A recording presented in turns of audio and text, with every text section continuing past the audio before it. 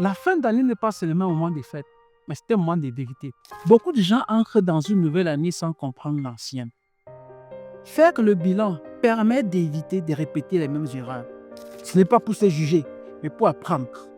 Si tu n'évalues pas ton année, tu risques de revivre les mêmes erreurs que l'année précédente. Donc, dans cette vidéo, je vais te citer les 5 étapes à suivre pour évaluer son année, pour mieux entamer l'année suivante. Let's go. Étape 1. Regarder l'année sans se mentir. Il est important de pouvoir se poser de vraies questions pour pouvoir faire une réelle évaluation de son année et surtout sans se mentir. Question 1. Qu'est-ce que je n'ai pas fait cette année? Cette question va te permettre de savoir ce que tu n'as pas fait, que tu devrais faire. Surtout quand tu suis les projections que tu t'es fait en début d'année. Qu'est-ce que tu n'as pas pu faire? Ou encore, qu'est-ce que tu devrais faire? Ou bien, qu'est-ce que tu as fait et que tu n'as pas achevé? Pose-toi cette question et cela va te permettre de pouvoir mieux comprendre comment est-ce que tu vas pouvoir pallier à cela sur l'année qui est en train de devenir. Deuxième question à se poser, qu'est-ce que je n'ai pas bien fait? Il y a des choses forcément que tu as entamées, que tu as fait, mais que tu n'as pas bien fait comme il fallait faire. Cela ne veut pas dire que c'était un échec, mais cela, se poser la question de savoir qu'est-ce que j'ai fait que je n'ai pas bien fait va te permettre d'améliorer la qualité de service, de la qualité de ce que tu devais faire pour mieux faire et avoir un résultat beaucoup plus meilleur. La troisième question à se poser sur cette première étape, c'est où est-ce que j'ai perdu mon temps? Il y a des choses vraiment où on a perdu du temps, où on a fait qui n'était pas nécessaire de le faire. Pose-toi cette question et la dernière question sur cette première étape, où est-ce que j'ai progressé? C'est important de se poser la question où est-ce que j'ai progressé? En se posant cette question, ça te permet de pouvoir évaluer ce que tu as pu faire qui était réussi, ce que tu as bien fait, ce que tu as fait et que les gens apprécient, que toi personnellement tu as apprécié et que tu as dit waouh, ici j'ai donné de mon énergie pour arriver à ces résultats. Très important. Mais pour finir avec cette première étape, je vais te donner 2 conseils. Être honnête avec soi-même. Il est important d'être honnête avec toi-même vis-à-vis des questions que tu vas te poser. Trouve-toi des réponses honnêtes. Mentionne-les dans un calepin. Cela va te permettre de pouvoir mieux assimiler ce que tu es en train de dire. Il ne faudrait pas réfléchir avec le cœur et dire ok, je pense avec la tête ou bien ce que je pense, c'est non, on ne pense pas. On les mentionne. Je crois que je l'ai toujours dit ici. On mentionne, c'est qu'on est en train d'observer de la progression de toutes les questions que je t'ai posées, tu les mentionnes dans un calepin. Le deuxième conseil que je te donne, pas d'excuses, pas de mensonges. Je crois que je l'ai déjà dit. Et je te le répète encore ici parce que se mentir, c'est une très grosse erreur dans le taux d'évaluation. Évaluer une année en se faisant des mensonges, détruisez. Ça va encore détruire en fait les prochaines années, tout simplement que tu vas entamer. Rien ne va changer dans ta vie. C'est là, c'est la première étape. Allons-y directement à la deuxième étape. Dans cette deuxième étape, tu vas évaluer tout simplement les victoires. Qu'est-ce que tu as fait qui a marché? Qu'est-ce que tu as réussi à faire? Qu'est-ce que tu as fait qui était bien? Qu'est-ce que tu as fait que toi tu as apprécié, les autres ont apprécié, tout ton entourage a apprécié? Qu'est-ce que tu as fait? Question à se poser. Même si c'est une petite progression, il est important de pouvoir les mentionner. Est-ce que tu as lancé ton projet que tu as dit que tu devais lancer? C'est une progression déjà, bien qu'elle n'est pas encore à maturité. Mais le lancement, c'est le début de toute chose. Est-ce que tu l'as lancé? Oui, je l'ai fait. Tu as progressé. Je suis parti d'un point A à un point B, ce qui fait que c'est bien. Est-ce que tu as appris quelque chose durant cette année? Oui, si tu l'as fait, c'est très bien parce que tu as progressé. Tu as augmenté tes connaissances. Tu as grandi, tu as upgrade en capacité intellectuelle. Tu as upgrade par exemple encore en expérience. Ce qui fait que c'est une très bonne avancée pour toi.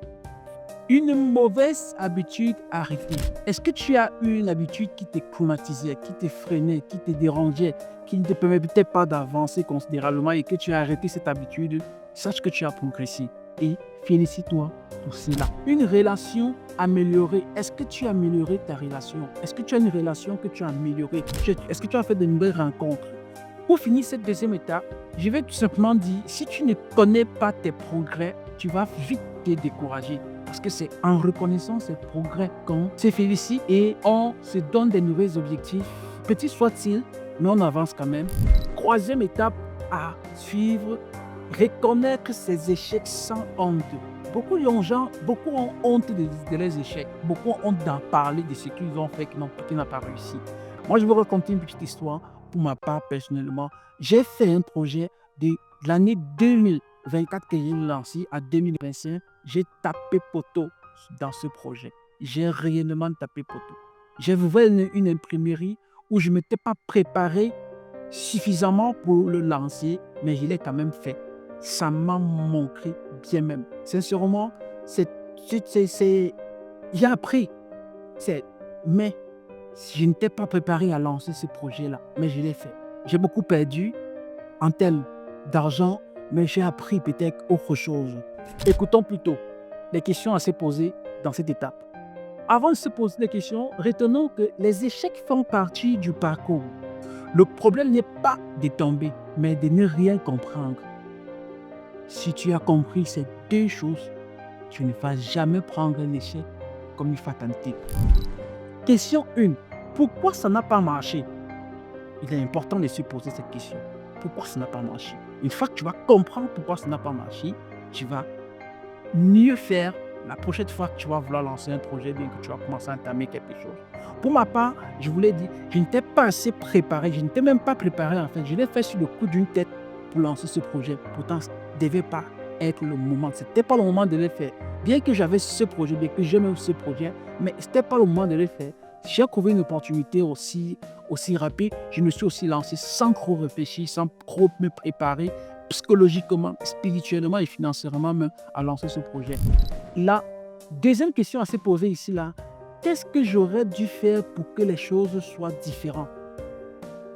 Pour que les choses puissent marcher, qu'est-ce que j'aurais dû faire? Pour ma part, personnellement, ce que j'aurais dû faire, c'était de ne pas associer ce nouveau projet au projet qui marchait déjà, parce que j'avais déjà un projet d'abord qui marchait parfaitement, qui faisait réellement ses chiffres, sauf que j'ai pris un nouveau projet, venu l'associer, le mettre dans le même local, et c'était un projet qui démarrait, et toutes nos énergies étaient sur ce projet parce qu'il fallait que ça démarre, ce qui fait que ça nous a empêché qu'il fallait mettre encore l'énergie sur ce qui marchait déjà.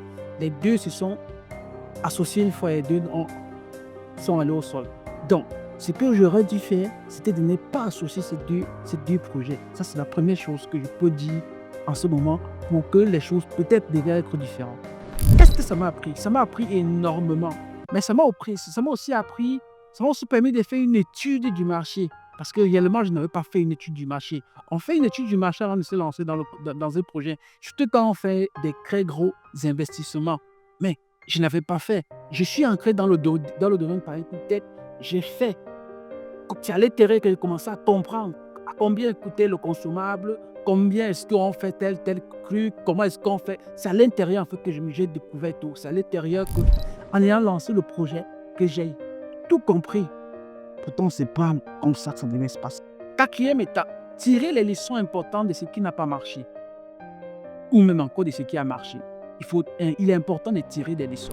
Ce que je veux te dire avant, il est important qu'à chaque fois que soit tu réussis, soit tu échoues à quelque chose, ne fais pas de ça un échec, mais tire plutôt une leçon à travers cette expérience que tu as vécue. Les 3 questions à se poser immédiatement, ce que j'aurais dû faire, ce que je dois améliorer, ce que je dois arrêter complètement. Ces 3 questions que tu dois te poser vont te permettre de mieux comprendre les leçons que tu dois tirer de ce que tu as vécu, que ce soit un échec ou une réussite. 5e et dernière étape, décider ce que tu dois changer. Pas trop d'objectifs dans ce cas-là. 5 maximum peuvent te permettre de pouvoir vraiment changer les choses. Et surtout, se concentrer sur l'essentiel. Exemple des décisions à prendre: disciplinaire, formation, organisation, finances, relations. Tu dois créer dans ces différents aspects-là, qu'est-ce que tu dois prendre comme décision pour améliorer ou encore pour changer ou pour abandonner. En conclusion, ce qu'on va retenir est que une nouvelle année commence par la clarté. Il faut être clair avec toi-même. Il faut être clair avec ce que tu veux de cette année. Et comme je l'ai toujours dit, ça se mentionne dans un bloc-notes, dans un calepin ou tout simplement dans un agenda. Peu importe, mais mentionne-le, écris. Il faut le rédiger. Là, c'est devenu comme ça. Je peux te donner comme ça là. Si tu parviens à regarder, c'est rempli. C'est si c'est là j'ai utilisé pendant l'année 2025. Vous voyez que jusqu'à la fin, c'est déjà fini. C'est presque fini en tout cas. Ce n'est pas la chance qui change une vie, c'est la conscience. Si tu penses qu'il y a la chance qui va tout bouleverser dans ta tête, dans ta vie, tu vas marcher, tu vas trouver l'argent, ou encore tu vas rester chez toi et puis les choses vont changer. Non, c'est la conscience de comprendre que je suis couché, je dois me lever, je dois aller me battre. Point barre. Retiens cette dernière phrase. Ne change pas ton année sans changer ta pensée.